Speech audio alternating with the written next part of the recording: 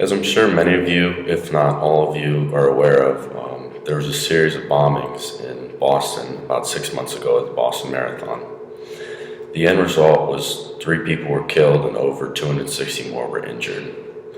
Overall, it was a devastating terrorist attack, very similar to the Oklahoma City bombings, or not on the same grade, but 9/11. Behind the plot were 2 brothers. One was shot and killed on the scene by police, and the second, Dzhokhar Tarsnev, escaped. What happened was there was a long police chase, and eventually he was caught, and he's now facing charges. Now, there's 2 issues at hand here with the trial. They both pertain to where it's going to take place. And there's 2 very separate viewpoints here. The first is Massachusetts in general is not high on the death penalty. There was a poll that happened even after the Boston bombings occurred in the Boston Globe that said 57% of Massachusetts residents polled favored life in prison for Tarsnev, while 33% favored execution. Now, despite what these numbers may seem or what they may sound like, I still do believe that the bombings, because they were such a tragic event, the trial should still take place in Boston. And to help with the viewpoint, Attorney General Eric Holder is seeking the death penalty.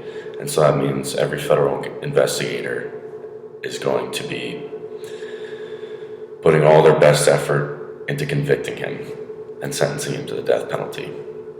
Now, the second viewpoint here is, since Boston is where the bombings happened, many people feel very strongly about it. And what happens when people feel strongly is they want him to be punished in the worst or the best way. And the best way for him to be punished is for him to be put to death. And so I do believe that the trial should stay in Boston, despite what the media is saying, because Boston residents feel very strongly since it happened in their city. And secondly, because Attorney General and the feds are seeking the death penalty. The first point is Boston will feel very strongly. The marathon itself is one of the biggest spectacles in their city. Boston's a very proud town with sports, and it's no different with the Boston Marathon. It is overall a horrific tragedy, and many residents have spoken out, and one in particular was a law professor at the prestigious Suffolk Law School, and he said that I'd rather take my chances with Massachusetts. And so someone who has such great knowledge of law and great knowledge of the court system is backing and saying that the trial should still take place in Boston.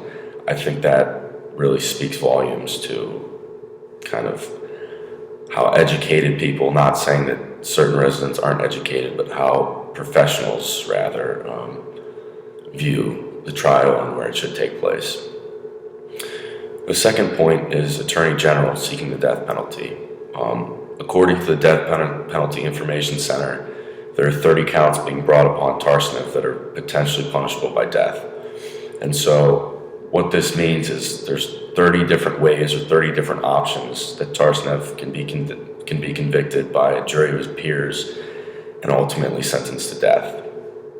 And so with all the different potential ways he can be convicted, the odds immediately swing in Attorney General and the Fed's favor, and really kind of, regardless of where the trial is at, the odds bode well for him being convicted and sentenced to death.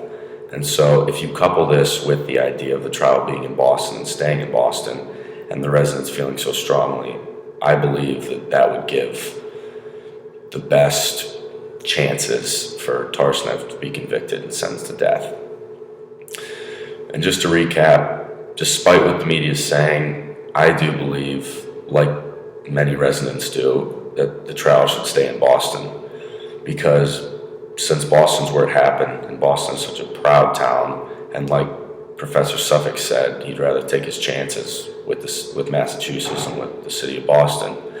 And then when you couple that with the 30 counts being brought upon him that are potentially punishable by death, I believe that with that combination, it would be very tough for him, even with the precedent priorly being set that Massachusetts doesn't convict people on the death penalty. I do believe that with both of these put together and with the horrible actions and atrocities that were committed, that it would be very likely that he will be sentenced to death.